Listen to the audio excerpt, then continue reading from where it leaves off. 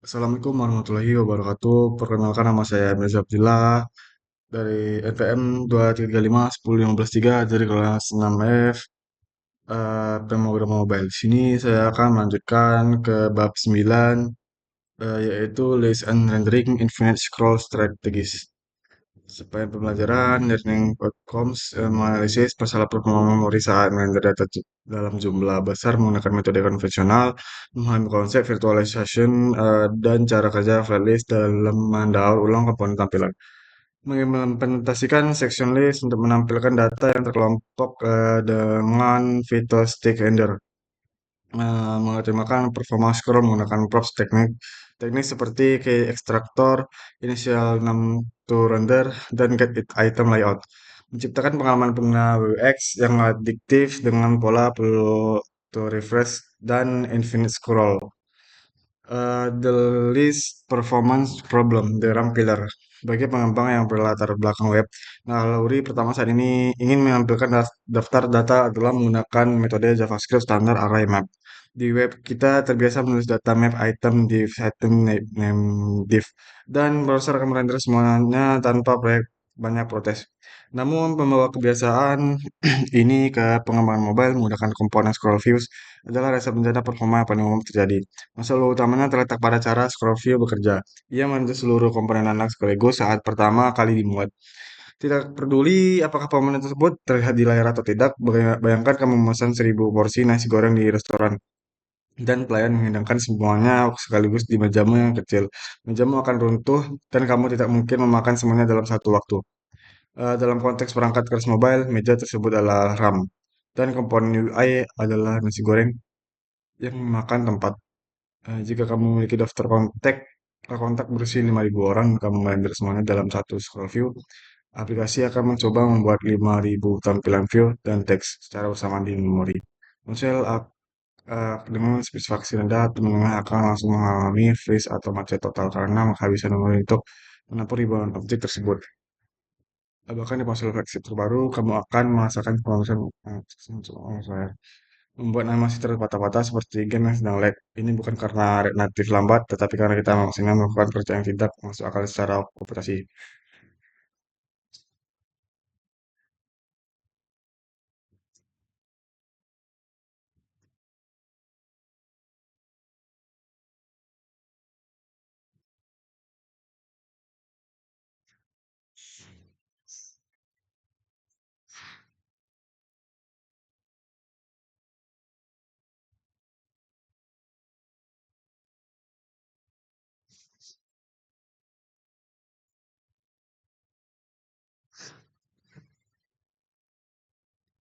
Yang kedua, ini Flatlist Architecture, the Recycling Machine.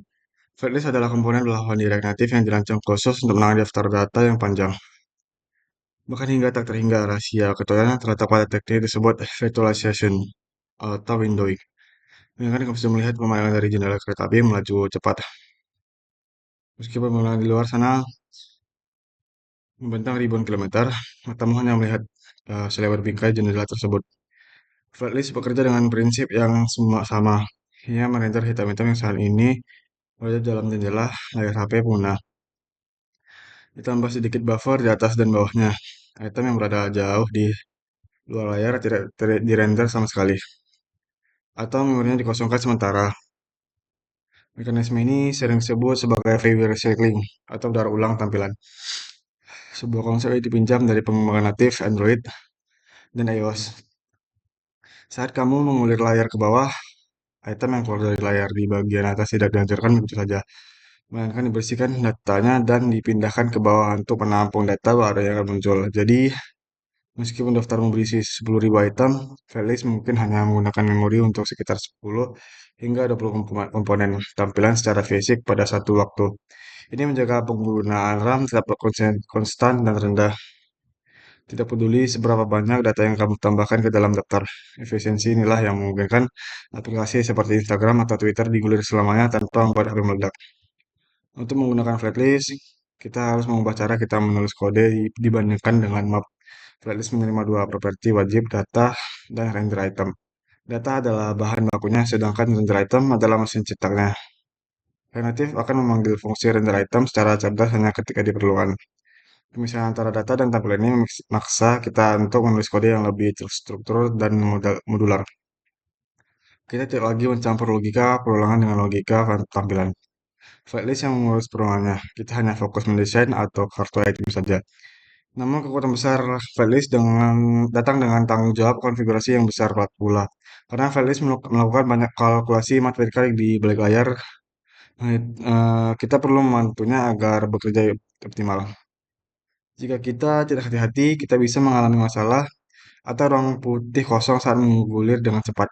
Ini terjadi karena jari pengguna menggulir lebih cepat daripada kecepatan Freelist merender item baru. Di bagian optimasi nanti, kita akan belajar cara mengatur mesin Freelist agar bisa mengejar kecepatan dari pengguna.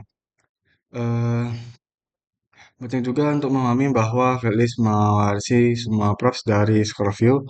Artinya semua fitur Scrollview seperti horizontal, source vertical scroll indicator, atau packing enable juga bisa digunakan di Freelist. Kamu bisa membuat carousel gambar yang efisien dengan mengatur horizontal pada Freelist.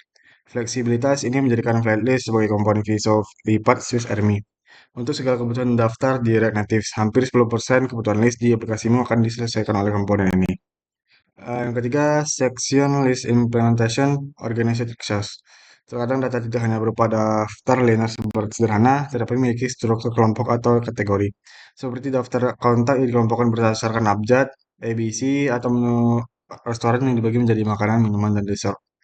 Jika kita memaksakan struktur ini ke dalam flatlist biasa, kita harus melakukan manipulasi logika yang rumit dan membingungkan untuk menyiapkan judul, kategori, dan tanda item. React Native menyediakan solusi khusus untuk skenario ini bernama Section List.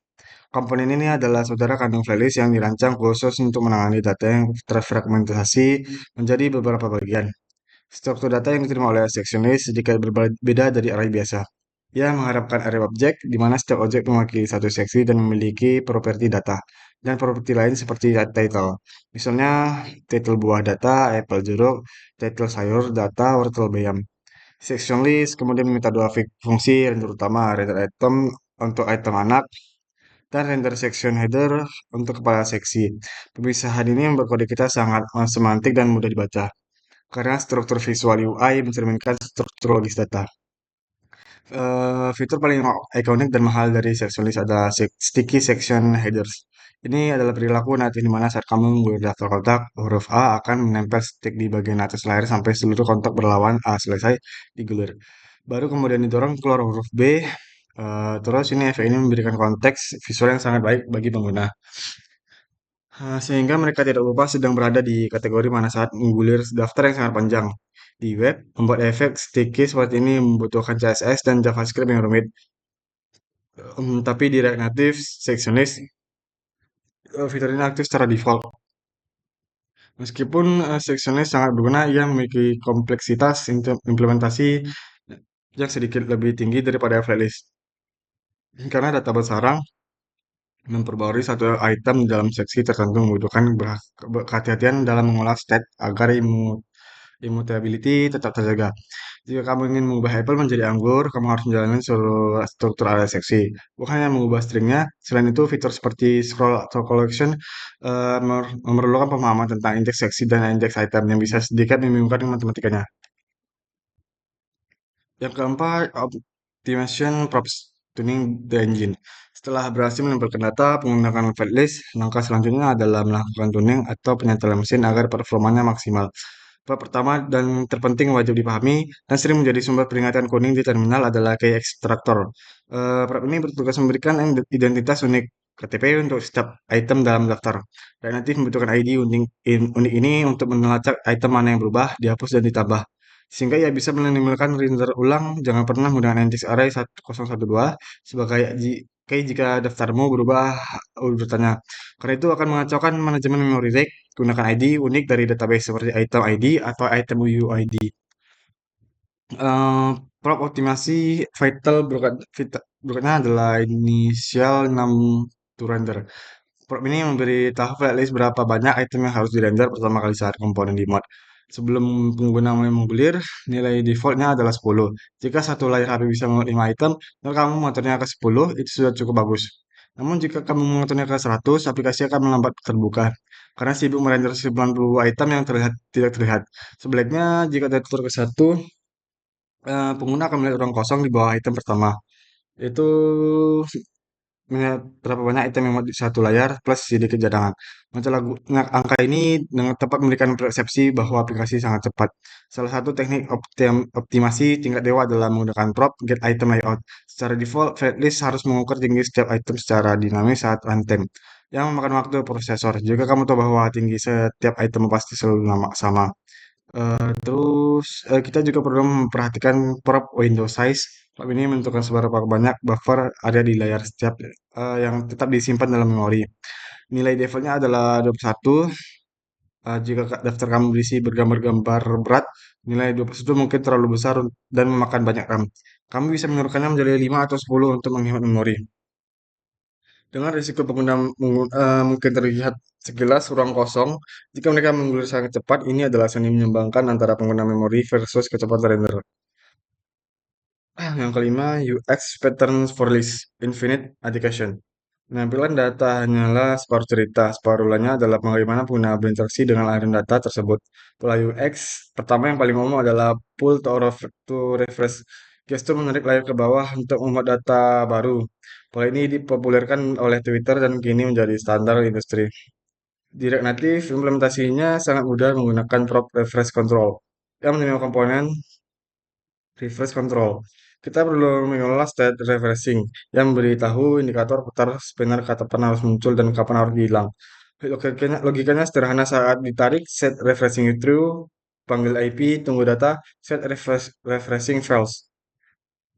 UX ini memberikan kontrol kepada pengguna untuk memastikan mereka melihat data terkini. Pola kedua yang lebih kompleks dan krusial adalah infinite scroll atau sering disebut lazy loading pagination. Konsepnya adalah jangan pernah mengambil 1000 data sekaligus dari server. Ambillah 20 data pertama saat pengguna mulai sampai hampir bawah. Ambil 20 data berikutnya dan gabungkan ke daftar yang ada di playlist. Kita menggunakan prop on and set yang akan terpanggil otomatis saat pengguna mendekati akhir daftar. Kita juga mengatur on set threshold, sebuah angka desimal yang menentukan seberapa dekat ke bawah fungsi itu harus dipanggil. Tantangan utama dalam infinite scroll adalah mencegah double fetching atau pengambilan ganda. Jika pengguna menggulir cepat dan memantul-mantul di bagian bawah, eh, fungsi on record bisa terpanggil berkali-kali dalam hitungan milidetik, menyebabkan aplikasi memanggil API dalam sebanyak 5 kali. Untuk menjaga ini, kita harus menggunakan flag atau penanda harus status is loading more. Jika sedang loading, abaikan panggilan on unread berikutnya. Logika sorting inilah sangat penting untuk mencegah pemborosan data server dan duplikasi item di tampilan. Selain itu, kita harus mendesain loading filter, yaitu indikator putar kecil di bagian paling bawah daftar yang muncul saat data halaman berikutnya sedang diambil. Tanpa indikator ini, pengguna akan mengira daftarnya sudah habis. Kita bisa menggunakan probe base footer komponen di flatlist untuk menampilkan komponen ini secara kondisional. Hanya, hanya muncul saat di is loading more bernilai true. UX yang baik selalu memberitahu pengguna apa yang sedang terjadi. Kombinasi antara Toast Refresh dan Infinite Scroll menciptakan pengalaman Infinity Loop yang membuat aplikasi sosial media sangat adiktif. Yang keenam, integrasi keislaman the Fiction Soul. Dalam bab 9, kita belajar bahwa sumber daya memori itu terbatas dan berharga. Memboroskan memori dengan merender ribuan data yang tidak terlihat mata adalah tindakan ceroboh yang membuat aplikasi hancur. Kita menggunakan flatlist untuk menghemat infinite scroll untuk membuat data secara bertahap. Prinsip-prinsip ini sangat selaras dengan ajaran Islam tentang manajemen sumber daya kehidupan. Yang pertama, fairless dan larangan israf. Filosofi utama fairless adalah hanya menggunakan memori untuk apa yang benar-benar dibutuhkan saat ini. Berbeda dengan metode map konvensional yang rakus memori. Fairless mendaur ulang komponen untuk efisiensi. Ini adalah implementasi dari larangan israf dan tabzir dalam Islam. Dan berikanlah kepada keluarga-keluarga yang dekat akan haknya, kepada orang miskin dan orang yang dalam perjalanan, dan janganlah kamu menghambur-hamburkan hartamu secara boros. Rasulullah Shallallahu Alaihi Wasallam bahkan melarang berlebihan menggunakan air wudhu meskipun kita berada di sungai yang berair deras. Demikian pula dalam coding, meskipun HP menggunakan memiliki RAM 100 GB, haram hukumnya bagi dia untuk meneruskan dengan kode yang buruk. Efisiensi adalah bentuk syukur terhadap nikmat teknologi. Dua, virtualization dan konsep ngelwak. Teknik virtualization mengajarkan kita untuk fokus berandar apa yang ada di dalam jendela layar saat ini. Jangan pusing memikirkan item ke 1000 yang belum muncul dan lupakan item ke 1 yang sudah lewat. Fokus pada yang terlihat sekarang. Ini sejalan dengan konsep sofistik Ibn al di mana seorang mukmin diajarkan untuk fokus beramal pada momen saat ini. Masa lalu sudah berlalu, masa depan belum tentang datang. Jika kamu berada di sore hari, janganlah kamu menunggu pagi hari. Dan jika kamu berada di pagi hari, janganlah kamu menunggu sore hari. Jangan berikan dalam hati kita penuh sesak oleh kesemasan masa depan atau penyesalan masa lalu hingga membuat kita hang atau stres. Atau hiduplah seperti Felice, fokuskan energi untuk merender amal terbaik di detik ini, di layar kehidupan ini. Tiga, infinite scroll dan menuntut ilmu tanpa batas. Pola infinite scroll memungkinkan pengguna harus terus mengulik tanpa mendapatkan konten baru tanpa henti. Tidak ada halaman terakhir. Selalu ada data berikutnya yang bisa diambil. Mekanisme ini adalah metafora yang dalam tolabul ilmi dan ibadah. Bagi orang muslim, belajar dan beramal tidak memiliki tombol stop atau halaman terakhir. Prosesnya adalah infinite scroll dan buayan hingga yang lahat. Dan sembahlah Tuhanmu sampai datang kepadamu yang diyakini. Sama seperti kita mau data sedikit demi sedikit agar tidak overload. Untuk ilmu agama pun harus bertahap. Jangan coba menelan semua ilmu dalam satu malam. Tapi pelajari bab demi bab, gulir demi gulir, sampai akhirnya kita bertemu dengan pemilik segala ilmu. Baiklah yang ketujuh, rangkuman. Berikut adalah rangkuman esensial dari bab 9, List and Rendering Infinite Scroll Strategies. Yang membahas cara menangani daftar data tanpa mematikan memori HP. Yang pertama, the performance problem. Jangan pernah gunakan map di dalam scroll view untuk data yang dinamis. Masalah, scroll view merender semua item sekaligus, memakan habis RAM dan membuat HP freeze. Solusi kita membutuhkan mekanisme yang hanya merender apa yang terlihat di layar saja. Flatlist, fraksi sektor, komponen pahlawan untuk daftar panjang. Virtualization hanya merender item yang berada di dalam jendela layar. View recycling, saat item keluar layar, memorinya dibersihkan dan wadahnya dipakai ulang untuk data baru yang muncul dari bawah. Ini menjaga pengguna memori tetap rendah dan stabil. Section list untuk data yang dikelompokkan, ini stakeholders, fitur hal di mana judul kategori menempel di bagian atas layar sampai kategorinya selesai digulir. Memberikan konteks visual yang sangat baik. 4. Optimization props. Flatlist butuh bantuan konfigurasi agar ngebut. Ke ekstraktor wajib pakai ID unik agar bisa melacak perubahan item dengan efisien. Agar item layout klik di bawah untuk skip pengukuran tinggi item. Jika tinggi item mau tetap, berikut rumusnya agar scroll menjadi seperti motion instant.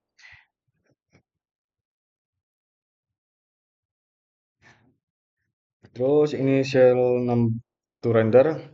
Jangan render terlalu banyak di awal, cukup sebanyak yang muat di satu layar plus sedikit cadangan. Yang kelima, UX patterns, membuat pengalaman pengguna yang seamless. Pull to refresh, gestur tarik atas untuk membuat data baru. Infinite scroll, gunakan one and shoot untuk membuat data halaman berikutnya secara otomatis saat pengguna mendekati akhir daftar. Throttling cegah double fetching dengan flex loading more agar API tidak dipanggil berkali-kali saat user memantul di bawah. Baiklah yang ke-8, evaluasi kompetensi studi kasus dan analisis kritis. Soal nomor 1, analisis efisiensi memori flatlist versus scroll view. Seorang junior developer juga menampilkan daftar 5.000 hadis dalam satu layar. Ia menggunakan scroll view dengan metode map untuk merender semua data sekaligus. Saat aplikasi dijalankan di HP low end, aplikasi langsung keluar sendiri. Karena kehabisan memori, ia bingung kenapa ini terjadi padahal kodenya tidak harus sama secara sintaks. Penyebab jatuhnya aplikasi tersebut dari perspektif alokasi memori RAM, jelaskan mekanisme virtualization pada flash yang menjadi solusi masalah ini. Hubungkan kasus pemborosan memori ini dengan konsep dari larangan tabzir dan israf dalam Islam. Mengapa memaksa merender data yang tidak terlihat dalam mata adalah tindakan terpuji secara teknis maupun etika? Kata kuncinya itu handle all out once. Scroll view merender 5.000 komponen sekaligus memakan RAM habis. Lazy rendering virtualization Firebase hanya merender item yang terlihat di layar. Sisanya jarak ulang. Tabzir menggunakan sumber daya untuk hal yang tidak bermanfaat adalah pemborosan yang merusak sistem. Soal yang kedua, evaluasi pentingnya ke ekstraktor dan identitas unik.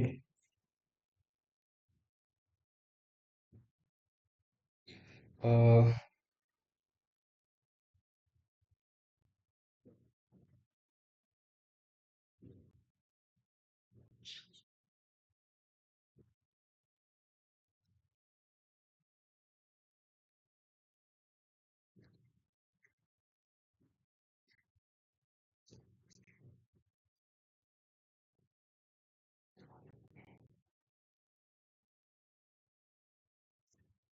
Baiklah,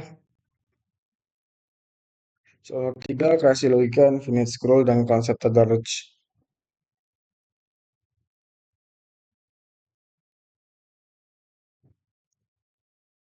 Ini akronim fitur newsfeed sosial media yang tidak ada habisnya, seperti TikTok atau Instagram, menjadikan API dengan sistem halaman page one, page two. Anda minta menyambungkan ini di sisi front end agar pengguna merasa mulus saat scroll. Atur logika untuk menangani event on range, bagaimana cara menggabungkan data lama dengan data baru tanpa menghilangkan posisi scroll pengguna. Jelaskan filosofi fitur ini dengan konsep dan menuntut ilmu dalam berproses. Mengapa mengambil data sedikit demi sedikit lebih selamat dan berkelanjutan daripada mencoba mengambil semua ilmu dalam satu waktu. Kata kuncinya state management, set data, all data, no data, jangan timpa tapi gabung. Loading state, kunci request dengan is fetching agar tidak ada double. Nah, request saat scroll cepat. Tadarus ilmu itu luas, otak manusia terbatas, belajar bab demi bab agar tidak overload. Yang keempat, soal 4, analisis initial num to render dan manajemen kesan pertama. Aplikasi web e-commerce Anda menggunakan flatlist saat pengguna pertama kali membuka halaman. Mereka melihat layar putih kosong setelah 10 detik sebelum daftar produk muncul. Padahal data sudah ada di lokal, pengguna merasa aplikasi lambat meninggalkan aplikasi. Ternyata flatlist sibuk menghitung layout untuk 100 item sekaligus. Pertanyaannya, peran properti initial num to render dalam meningkatkan perceived performance. Berapa angka ejal yang harus diisi dan apa alasannya? Hubungkan pentingnya tampilan awal yang cepat diingin dengan adab memuliakan tamu. Mengapa membiarkan tamu menunggu di ruang kosong adalah etika yang buruk dalam pelayanan? Kata kuncinya viewability in isi initial num to render hanya sebanyak item yang muat di satu layar.